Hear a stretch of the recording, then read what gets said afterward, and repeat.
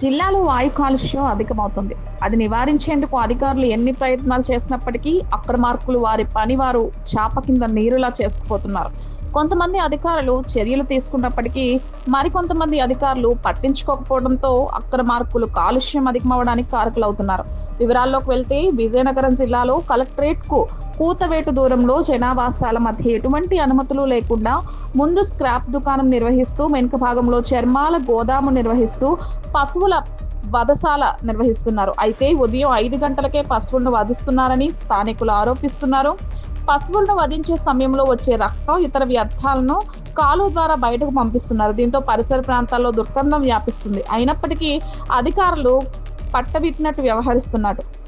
Bharat petrol bunk ఎదురుగా ఉన్న ఈ గోదాము విషయమై గతంలో మున్సిపాలిటీ వారికి మరియు గోదాము నిర్వాహకులకు కోర్టులో కేసు కూడా నడిచింది. చివరకు మున్సిపాలిటీ వారు కేసు గెలిచారు. అయినప్పటికీ మున్సిపాలిటీ అధికారులు ఆ గోదాము ఖాళీ చేయించేందుకు మీనమేషాలు లెక్కిస్తున్నారు. దీంతో గోదాము నిర్వాహకులు ఆడింది ఆటగా సాగుతుంది.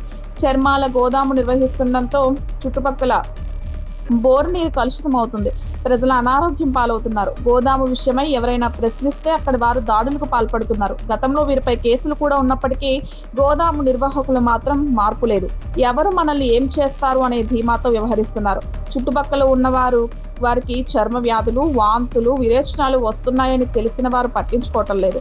పొల్యూషన్ బోర్డు వారైనా పట్టించుకొని తనిఖీలు నిర్వహిస్తారంటే వారు వచ్చిన దాఖలాలు లేవు. అధికార యంత్రాంగం స్పందించి కలెక్టరేట్ కూతవేటు దూరంలో భారత్ పెట్రోల్ బంక్ ఎదురుగా ఉన్న చర్మాల గోదాంపై చర్యలు తీసుకొని కాలుష్యం నుండి తమను కాపాడాలని స్థానికులు కోరుకుంటున్నారు.